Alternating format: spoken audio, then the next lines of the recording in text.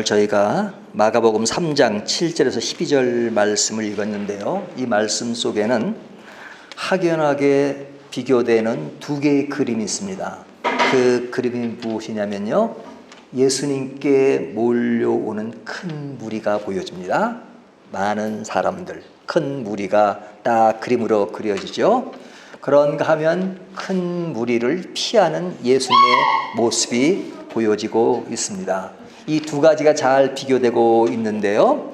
자, 7절을 보시면 예수께서 제자들과 함께 바다로 물러가시니 갈릴리에서 큰 무리가 따르며, 그러죠. 이렇게 갈릴리에서 큰 무리가 따랐다는 큰 무리가 나왔죠. 또 그 다음에 보면 8절에 보면 유대와 예루살렘과 이두메와 요단강 건너편과 또 두루와 시돈 근처에서 많은 무리가 그가 하신 큰 일을 듣고 나오는지라. 여기 많은 무리가 이렇게 나오죠. 여기도 보면 많은 무리.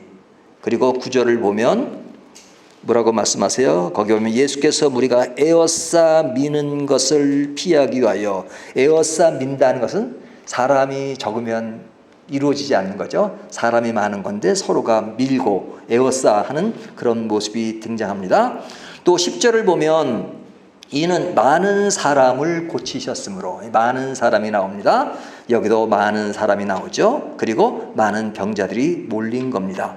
자, 이렇게 많은 무리와 많은 사람들이 모인 그림이 그려지는데, 그 와중에 11절을 보면 더러운 귀신들도 어느 때든지 예수를 보면 그 앞에 엎드려 부르짖어 이르되 당신은 하나님의 아들이니다 하니. 여기에 전에도 나왔지만 이 귀신 들린 자가 예수님을 보고 하나님의 아들이다 이렇게 말하는 겁니다. 그러니까 하나님의 아들이라는 그 이름이 불러지고, 그리고 그때 분위기는 많은 사람들이 모여 있는 것을 볼 수 있죠. 자, 이 그림은 우리가 얼뜻 생각할 때 성공한 모습, 또 어떤 스타가 탄생한 모습, 그리고 이 다수로 얻는 어떤 힘이 느껴지는, 에너지가 느껴지는 그런 분위기입니다. 그러니까 이런 분위기를 보면서 축 처졌다, 힘이 없다, 뭐 그런 분위기가 아니잖아요. 활력이 있고 뭐가 넘치고, 그리고 뭔가 이렇게 아주 성공한 그런 분위기를 느끼게 합니다. 자, 이런 그림이 있는가 하면 같은 그림 속에는 또 뭐가 있냐면 7절을 보시면 예수께서 제자들과 함께 바다로 물러가시니. 자, 물러가신다는 것은 앞에 큰 무리와 좀 대조를 이룹니다. 그리고 9절을 보시면 예수께서 무리와 에워싸 미는 것을 피하기 위하여.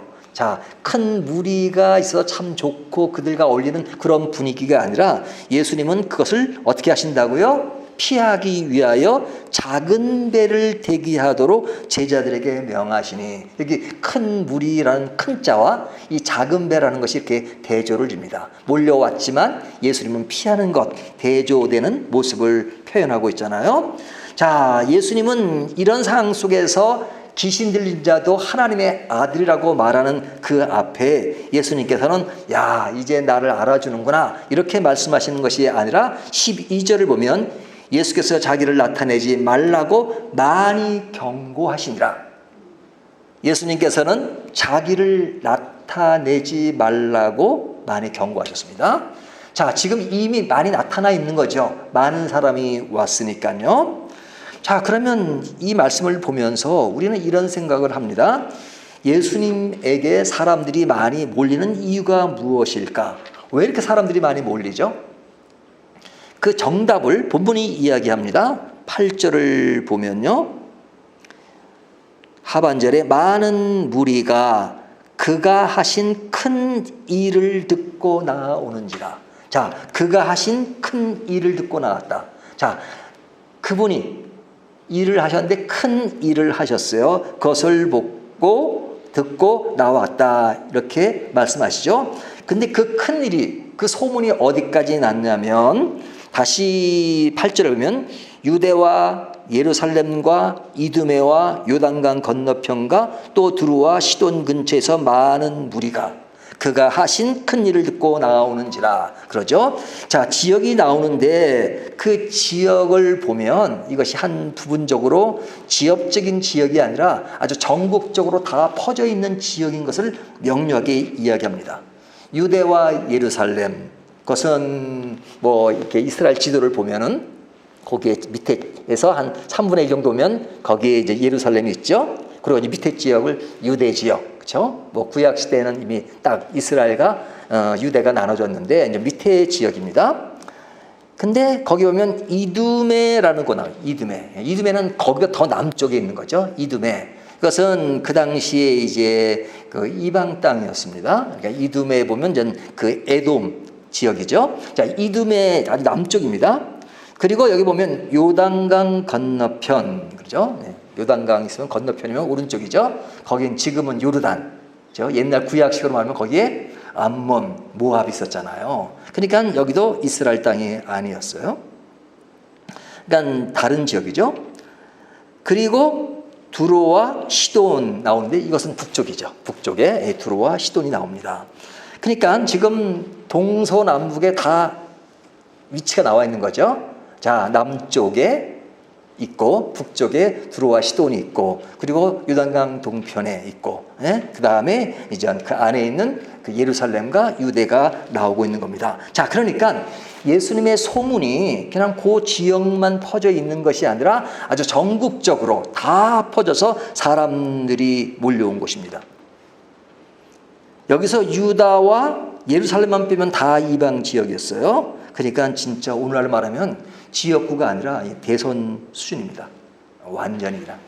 이스라엘 땅이 뭐 우리나라 강원도 지역만 하니까 크진 않지만 그러나 이 당시에 전국에서 그리고 이방 지역에서 사람들이 예수님께 몰려왔습니다. 왜 몰려왔냐? 그가 하신 큰 일을 보고 몰려왔다는 겁니다. 자, 그러면 그가 하신 큰 일이 뭐냐 하는 거죠. 자, 큰 일이라고 하는 것은 10절, 이는 많은 사람을 고치셨으므로 병으로 고생하는 자들이 예수를 만지고자 하여 몰려왔음이더라. 자, 이게 보면 예수님께서 누굴 고치셨어요? 많은 사람을 고치셨다. 그렇죠? 그러니까 많은 사람을 고쳤는데 이 병자는 진짜 병으로 고생하는 사람이잖아요. 그래서 이런 사람들을 말하기를 병으로 고생하는 자들이 예수를 만지고자 하여 몰려왔다. 예, 그 고생하는 그 병으로서 얼마나 힘들겠어요. 아픈 사람의 심정은 아픈 사람이 안다고 그 많은 사람들이 아픔으로 고생하는데 그가 고쳐준다는 소문을 들으니까 너무나도 많은 사람들이 몰려온 겁니다. 뭐 사람만 몰려왔나요? 이 귀신 들린 자라고 하니까 그 안에 귀신이 있는 것인데 귀신도 그 앞에 엎드려서 그냥 당신은 하나님의 아들이다 이렇게 말하는 걸 보면 그가 그의 능력을 알고 있는 것이죠. 뿐만 아니라 저희가 지금 마가복음 강의 14번째를 하고 있는데 그 전에 보면 예수님께서 말씀을 전하실 때 사람들이 뭐라고 반응했습니까? 그가 말씀 전하는 그 말씀에 대해서 사두개인과 같이 서기관과 같지 않다. 그렇게 말하잖아요. 고니가 있다. 이렇게 말하잖아요. 그러니까 그의 말씀 속에 뭔가가 그냥 있고 그리고 막 능력이 나타나서 병자를 고치고 귀신 들린 자를 고치니까 그들은 그냥 거기에 완전 매료가 되는 것이죠. 뿐만 아니라 우리가 지금 14번째지만 그 전에 보면 그 바리새인들과 논쟁이 5개가 있었습니다.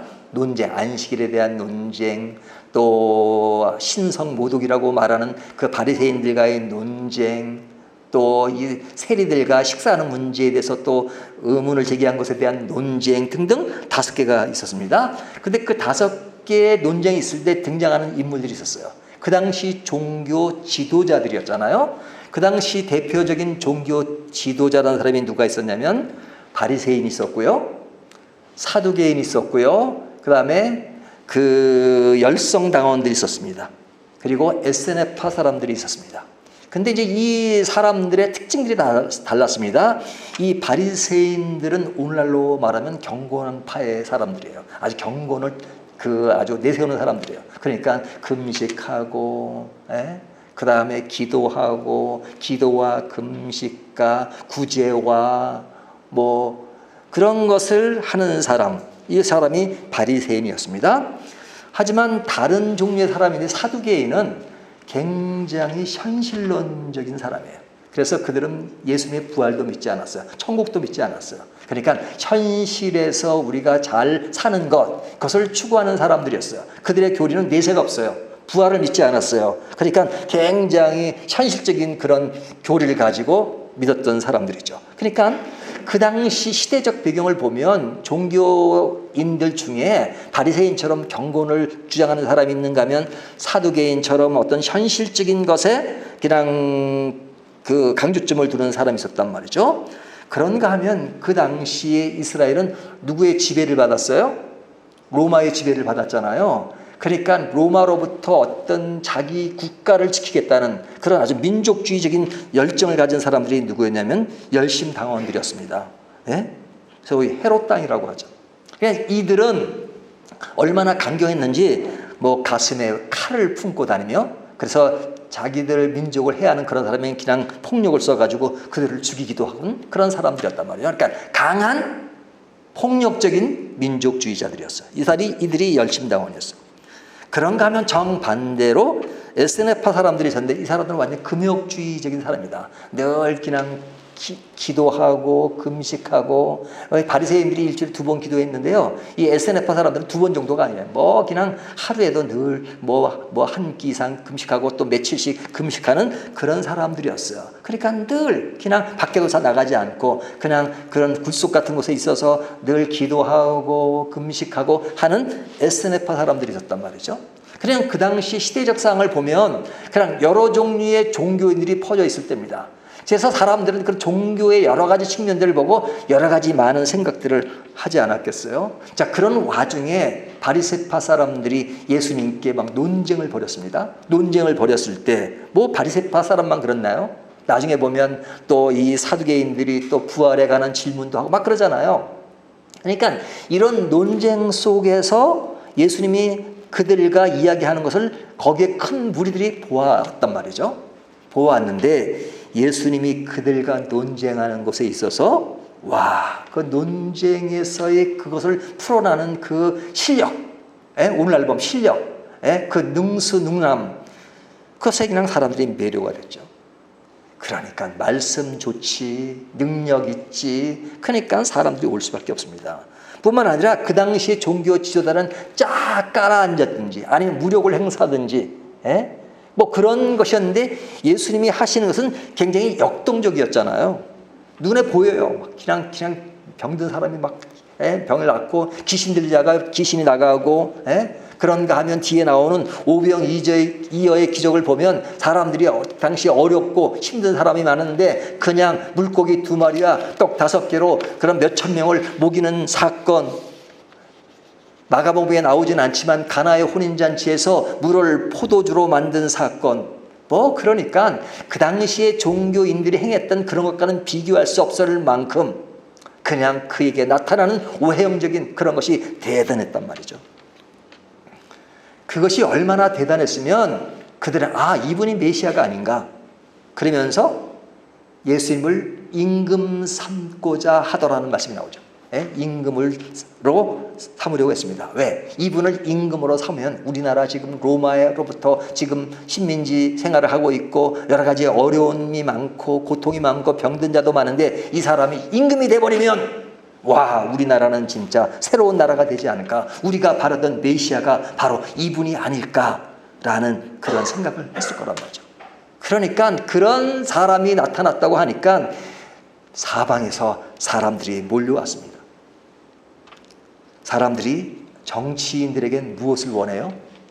어떤 정치인을 좋아해요? 잘 살게 해준다면 좋아하잖아요. 부여를 원합니다. 종교인들에게 뭘 원해요? 내가 앞으로 행하는 어떤 일이 잘 되기를 바라는 것, 그리고 내 마음에 평안을 줄 수 있는 그런 종교인들을 원하잖아요.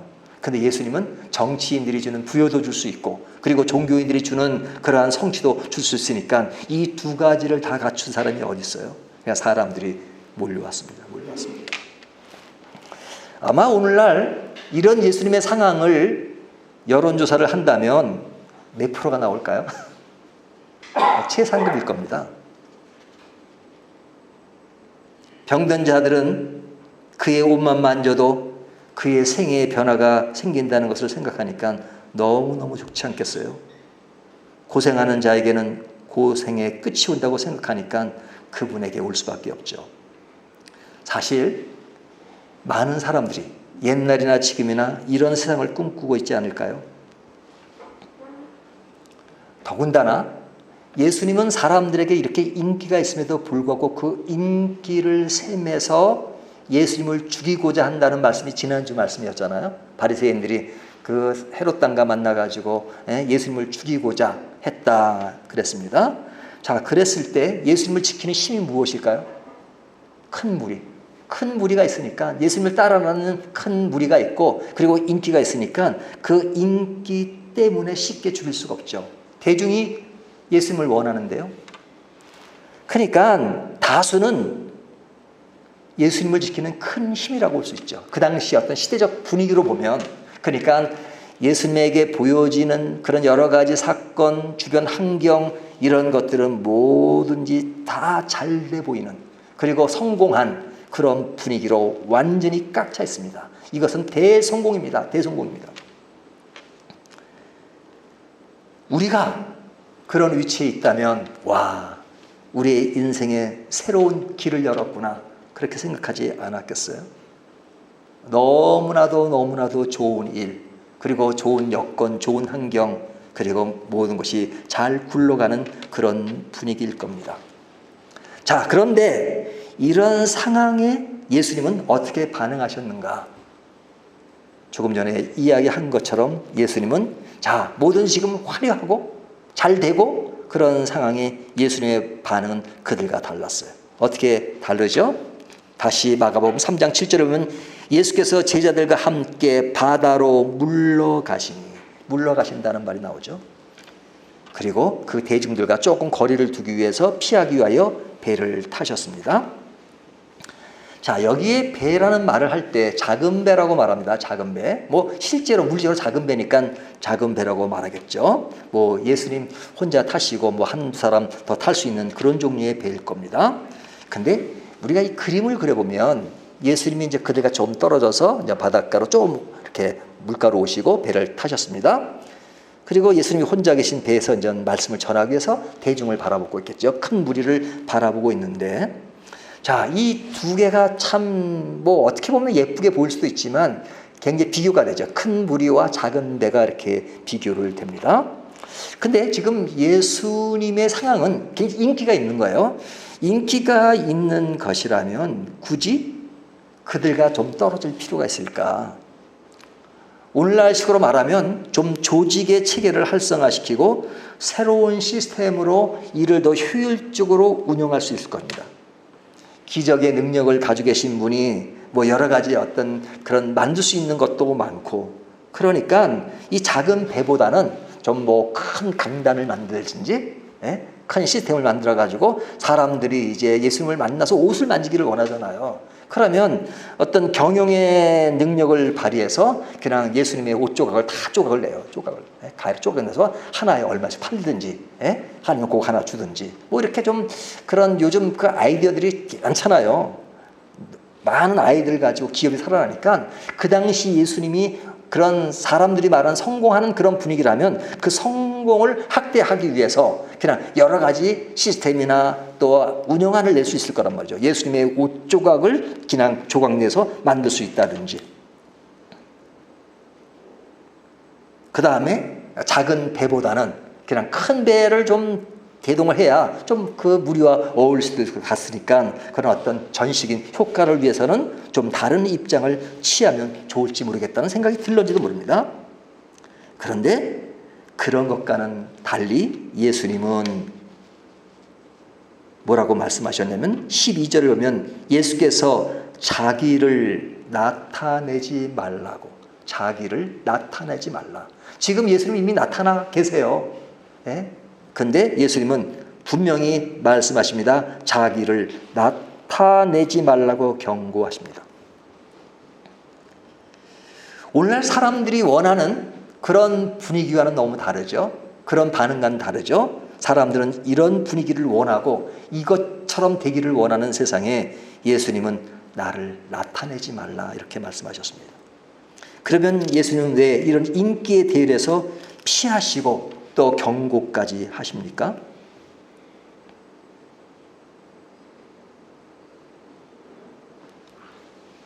당시 사람들과 오늘날의 사람들이 차이가 있나요? 문화적인 차이는 있죠. 그 당시 사람들이 어떤 우리나라로 볼 때 집신을 신고 다녔다면 오늘날 구두를 신고 다니고, 그들이 무슨 갓을 쓰고 다녔다면 우리는 좀 새로운 옷차림, 문화가 바뀌겠죠. 오늘날은 좋은 차도 있고 또 그런 문화적인 시설이 많잖아요. 그런 문화적인 차이는 있지만 인간이 가지는 본성은 옛날이나 지금이나 다를 바가 없죠. 그 당시 사람들이 성공하고 싶어하고 좋은 거 원하고 그리고 욕심이 있었던 것, 이런 것들은 옛날이나 지금이나 똑같단 말이죠. 근데 오늘날의 관심과 그들의 관심은 본능적으로는 같은데 예수님은 오늘 말씀에서 그들을 피하려고 했던 것은 그들의 관심과 예수님의 관심이 달랐다는 것을 보여줍니다. 지향점이 달랐단 말이죠. 그들은 지금 어떤 지향점을 가지고 있어요? 성공하는 겁니다. 또 병든 자는 낫는 겁니다. 부족한 사람은 채워지는 겁니다. 이것이 그들의 관심사였어요. 하지만 예수님은 달랐어요. 왜 달랐느냐? 생각이 달랐단 말이죠. 우리는 지금 마가복음 3장을 보고 있지만 마가복음 16장까지 있잖아요. 이제 뒤에 가면 예수님의 어떤 오신 아주 본격적인 사건이 더 화려하게 나타나는데 그것이 뭐냐면 예수님이 오신 목적이 뭐냐? 예수님은 이 세상에 오신 것은 십자가를 지기 위해서 오셨어요. 십자가를 위해서. 십자가가 뒤에 가면 너무너무 명료하잖아요. 그 지금은 십자가가 이렇게 명료하진 않죠. 사람들에게 십자가가 보이지 않죠. 하지만 자세히 들여다보면 예수님은 계속해서 지금 십자가를 향해 가고 계신 겁니다. 그리고 그가 전하는 말씀, 전파하는 것도 십자가를 알리기 위해서 지금 가시고 있는 겁니다. 그 말씀 속에 십자가가 점점점 배워가기 시작합니다. 제자들을 택하신 것도 다 그런 십자가를 향해 가시면서 일어나는 일들이에요.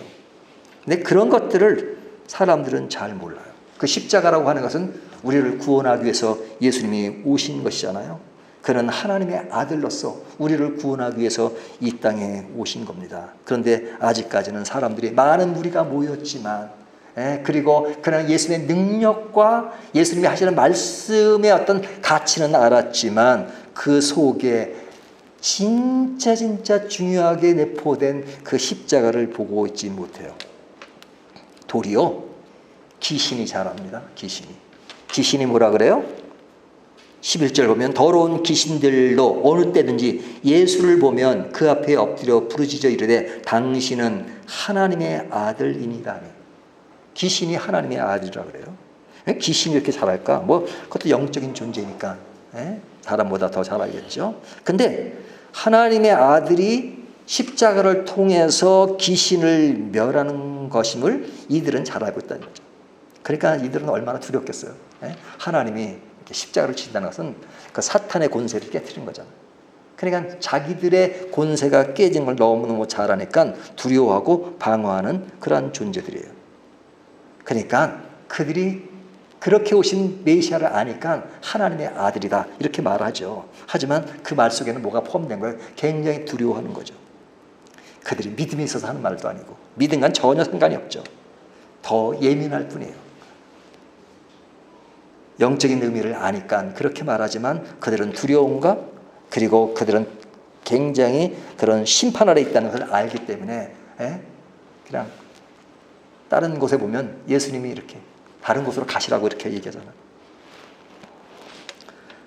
자, 그런데 이 사람들은 많이 모이지만 그들은 자기의 이익을 위해서는 많이 모이고 그렇게 해주는 예수님을 바라보고 많은 것을 좋아하고 그리고 임금 사무력까지 하지만 그들은 십자가를 아직은 잘 몰라요.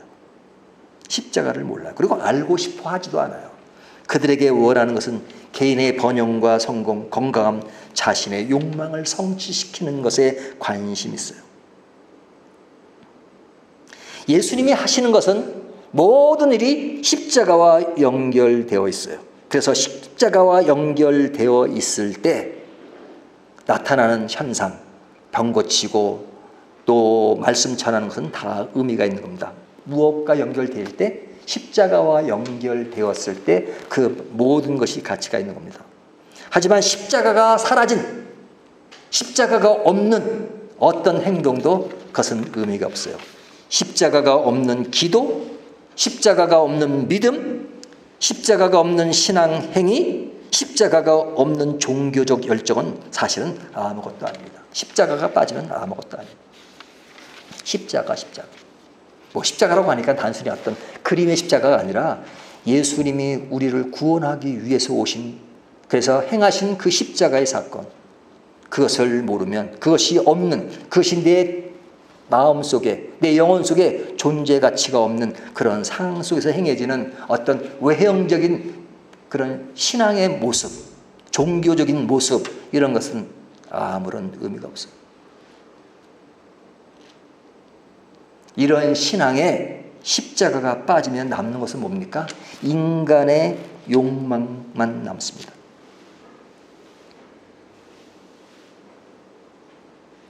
사람들은 이러한 욕망을 만족시키기 위해서 수단으로서의 예수님을 따르는 경우가 너무너무 많습니다.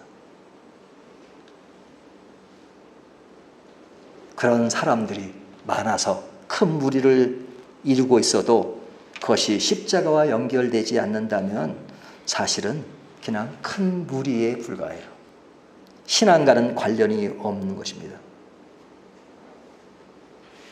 그런 것에 비하면 예수님의 작은 배는 큰 무리와 비교가 되죠. 큰 무리와 떨어진 곳에 예수님은 작은 배에 홀로 계십니다. 큰 무리가 바라보는 작은 배의 예수님은 그들에게는 관심이 없습니다. 그들에게 관심 있는 것은 그 작은 배에 담긴 메시지가 아니에요. 그들은 내 옆에 와서 그냥 내 필요를 채워주는 그 예수님을 원해요. 그러니까 내 옆에 와서 만져주고, 그래서 그들이 예수님의 옷을 만지고 내 병이 낫고, 그래서 나에게 평안을 주고 기쁨을 주고, 그런 것이 그들에게 원하는 거예요. 그렇다면 예수님은 그냥 피해 계실 게 아니고 동떨어지게 작은 데 가실 게 아니라 그들 옆에 서서 사람들 모이게 하고, 그것이 잘 안 되면, 사람들이 많으면 그냥 시스템으로 그냥 1번 번호표를 주든지, 그렇게 가지고도 탁탁 이렇게 만져주시고 해주면 좋잖아요.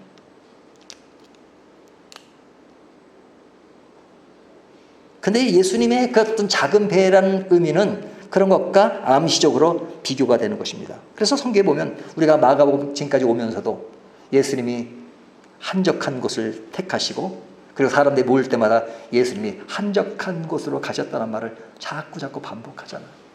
왜 예수님이 한적한 곳에 가셨습니까? 기도하시고. 많은 사람들이 찾아오지만 자신의 욕망에 빠져서 그것만을 원하는 그들을 보시면서 예수님은 기도하셨을 것입니다. 십자가를 모르는, 그냥 나의 유익만 되는 그런 종교심, 사람들은 거기에 빠져서 그것이 신앙이 있는 것처럼 생각할 때가 너무너무 많은 것이죠. 그러면 오늘날 우리는 그들과 무엇이 다른 것이죠? 우리도 오늘 본문에 나타나는 큰 무리를 보면 성공했다, 굉장하다, 이런 것들을 우리가 갈망한다. 그렇다면 우리는 예수님 앞에 모인 큰 무리를 보고 뭐 해야 됩니까? 분석해야죠. 연구해야죠. 예수님 앞에 큰 무리가 모였으니까 이렇게 하면 큰 무리가 모이는구나. 그러니까 우리가 큰 무리를 분석하고 또 연구하면 우리도 이렇게 큰 무리가 될 수 있구나 라는 것을 알 수 있지 않겠어요? 또 실제로 그렇게 연구하는 사람들도 굉장히 많습니다. 개인적인 연구뿐 아니라 그런 것들을 또 이렇게 시스템화 해가지고 많은 사람들에 알리고 또 이익을 보고 그리고 수입을 참는 그런 경우도 너무너무 많잖아요. 근데 그런 많은 분석을 할 수 있겠죠. 하지만 한마디로 이야기하면 사람들이 원하는 것을 해주면 되는 겁니다. 그 분석의 핵심 포인트는 사람들이 원하는 것을 해주면 됩니다. 사람들이 원하는 것을 해주면 사람들이 모이고 큰 무리가 됩니다. 근데 큰 무리가 모이는 것이 그런 차원에서 행해지는 것이라면 십자가는 큰 무리를 방해하는 요소가 됩니다. 그렇지 않아요? 큰 무리를 모으는 것이 우리의 목적이라면 십자가를 이야기하면 안 됩니다. 왜? 사람들이 십자가를 좋아하지 않아요. 예수님에게 많은 사람들이 이렇게 따라다니고 큰 무리를 이뤘지만 예수님이 십자가를 지실 때는 사람들이 큰 무리를 이룬 것이 아니라 도망갔어요. 도망갔어. 다는 아니겠지만 많은 사람들이 도망갔어요. 예수님의 제자들마저도 도망갔어요. 왜? 사람들은 십자가를 원하지 않아요. 십자가를 원하지 않아요. 오늘날 교회도 십자가를 원하지 않아요. 오늘날 많은 성도들도 십자가를 원하지 않아요. 십자가요? 그건 우리 교리 가운데 있는 것이고 어떻게 하면 나에게 유익되는 것, 이익되는 것, 내가 좋아지는 것, 내가 행복해지는 것, 내가 부유해지는 것, 그것에 관심이 많아요. 십자가를 이야기하면 도망가기 시작합니다. 진짜 십자가 앞에 십자가의 의미를 아는 큰 모임이라면 좋은 것이죠. 십자가의 의미를 아는 큰 모임이 좋죠. 역으로 작은 모임이라 할지라도 십자가가 없으면 그거 똑같은 거예요. 똑같은 거예요. 핵심은 크냐 작으냐가 중요한 것이 아니라 큰 무리든 작은 무리든 그 안에 십자가가 있느냐.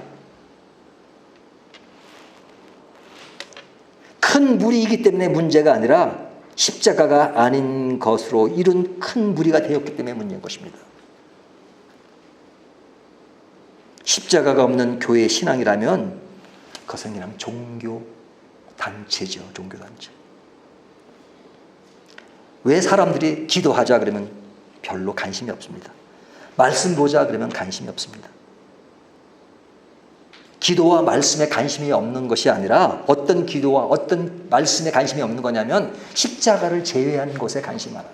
십자가가 서려 있는 예수 그리스도의 복음을 얘기하는 그것에는 관심이 없어요. 그런 기도와 그런 말씀은 관심이 없어요. 어떤 기도와 어떤 말씀에 관심이 있는 줄 아세요? 이렇게 해지면 우리가 성공할 수 있습니다. 이렇게 해지면 좋아할 수 있습니다. 이렇게 하면 큰 무리가 될 수 있습니다. 하는 것에 사람들은 관심이 많아요. 그렇기 때문에 오늘날 기도와 말씀 또 교회 모든 그런 프로그램 이런 것들이 어디로 가야 되느냐? 십자가를 배제하고 그리고 우리가 다 잘 되는 길을 염원하고 바라면 그냥 많은 사람들이 모이고 그리고 그것이 신앙인 것처럼 착각할 때가 많단 말이죠. 하지만 그런 것이 아무리 활발하게 발달한다 하더라도 발전되어 있다 할지라도 십자가가 없으면 아무것도 아닙니다. 우리의 핵심은 십자가예요.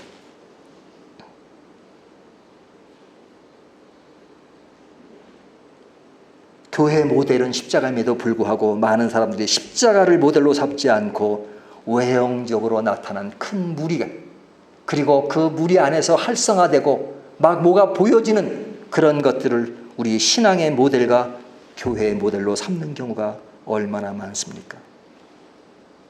이런 것들이 더 많아지면 많아질수록 그것은 더 신앙과 이탈되어 가는 것이기 때문에 그것은 더 안타까운 일인 것입니다. 그래서 예수님은 그래서 피하셨어요. 자기를 나타내지 말라고 하셨어요. 왜? 그렇게 나타나고 그렇게 알려지고 그렇게 인식되어지는 것이 예수님이 진짜 오신 목적이 아니기 때문에 그렇습니다. 그래서 사람들은 그렇게 모여지는 것에 그냥 한호하고 제자들은 얼마나 좋겠어요. 물론 아직까지는 제자 12명이 택해지진 않았지만 특별히 4명의 제자들이 얼마나 좋아했겠어요.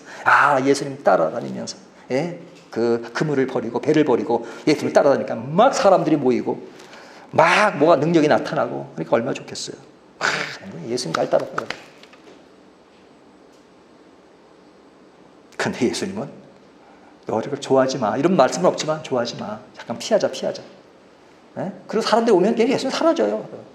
어디 가셨냐 하면 한적한 곳에 계신 거예요. 예수님은 진짜 지금 일이 잘 되고 있는데 뭐 이렇게 또 자꾸 피하실까? 어디 가시는 거야?